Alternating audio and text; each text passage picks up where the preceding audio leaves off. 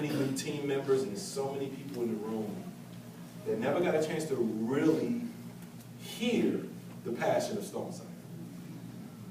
We've heard some stories here and there, but to really understand what he created in the climate he created it in, he was more than a man. He really was.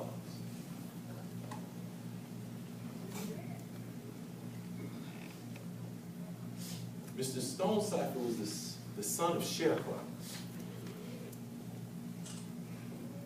You have poor, you have working class, you have poor, you have dirt poor, you have gutter poor, then you got sharecropper.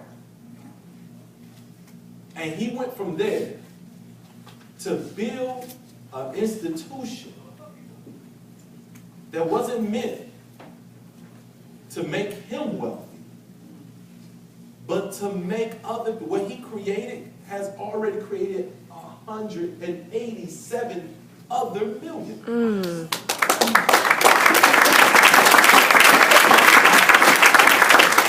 We have all been in car accidents. He took that and said something needs to be done. Not for me, but for the country.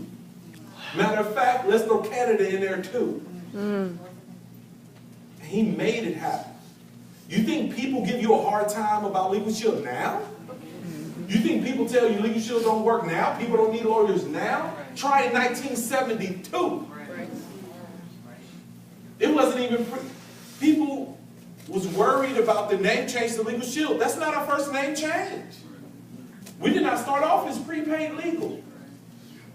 We started off as Sportsman's Motor Club. The original name of our company was the Sportsman's Motor Club. Because all we pretty much offers was the vehicular element. Because that's what he was worried about. And then it grew and it matured into something amazing. What stood out to me most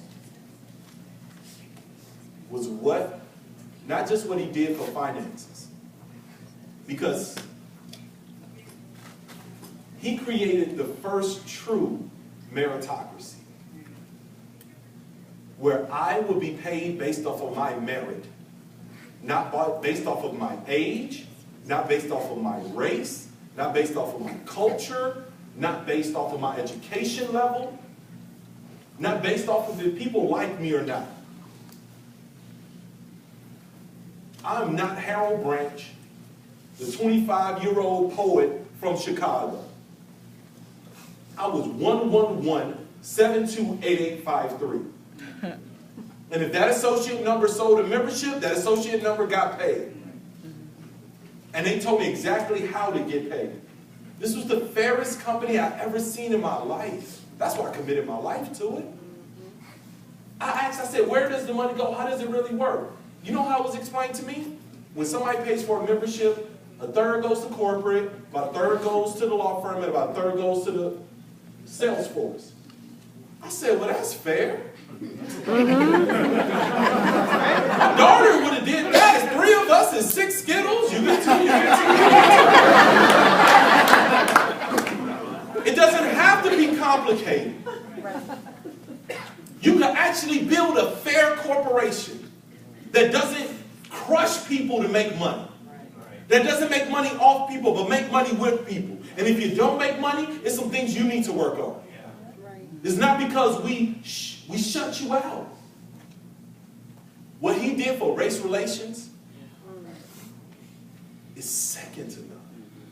First of all, I never knew that there were white sharecroppers. Let's start there. I hate to break it to you. Anytime anybody talk about sharecropping, they got a permanent tan. I didn't know y'all was sharecropping too. That's something else we could have talked about. History is trying to divide us. That's true. Not giving us the full story. That's right. So that blew my mind. It blew my mind. It blew my mind how he put the 24-hour access in place. And I don't know if you know the story behind that. There was a legal case based off of a Haitian immigrant named Abdul Louima in New York. He was a cab driver who was brutally assaulted by police officers. It made national news to those who cared enough at the time. He was beat so severely, he was violated with a plunger handle.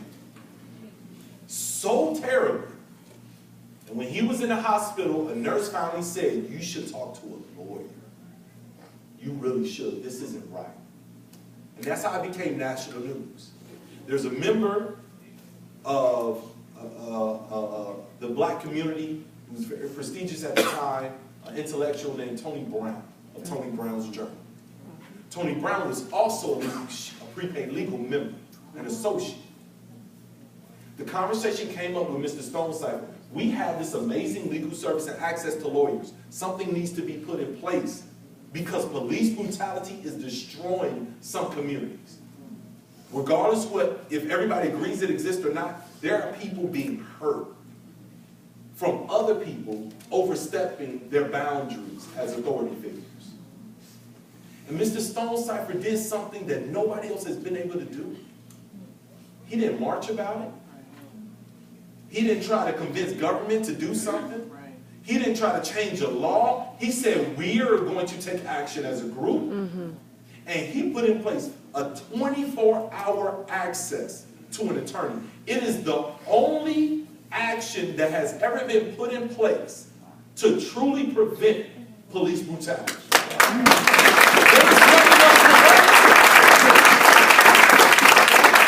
And something curious occurred. Something amazing happened after that. When this was put in place, guess what? It wasn't just immigrants calling. It wasn't just people of color calling. It was women calling. It was white men calling, feeling like they were being taken advantage of. So it matured, and we found out this is an issue, once again, across racial lines, across culture lines. It was something else that brought us together. When I was at those conventions, and I met individuals who had never met another black person in their life. They were from Wyoming somewhere, and the only thing they knew was what they saw on TV, and what you see on TV ain't good. So when they saw me at my first few conferences with braids, if all they got is television, they may have their assumptions. But because we have individuals like Darnell Self, it went from I see you and I cross the street to I see you, you could be the next Darnell on my team. How you doing? Nice to meet you. We got to get over race for the common goal of hitting platinum and getting the ring. Yes. So instead of me ignoring white community that I may not talk, the Latino community, Hispanic community I may not talk to, I see them as the next Ray Rios. Yes. So I'm not dealing with stereotypes. I'm like, you're just not polished yet. That's all right. We're going to work that out. I'm going to get you to the next level. It's going to be okay. Because I don't want my organization to look like one group of people. Legal Shield did that. Legal Shield moved us past that. Legal Shield has thinking together.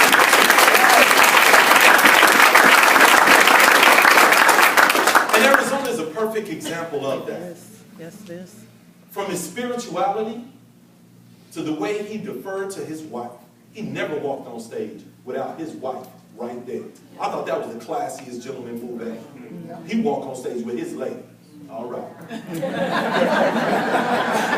Then he give his, you know what I mean? It's just so much. I'm going to stop. But let me say, Mr. Stonecipher is a hero. And the stuff he went through to keep this company in play, we wasn't always debt-free. He talked about selling his wife's furniture. He never said his furniture. He always said my wife's furniture. So that means it was some conversation.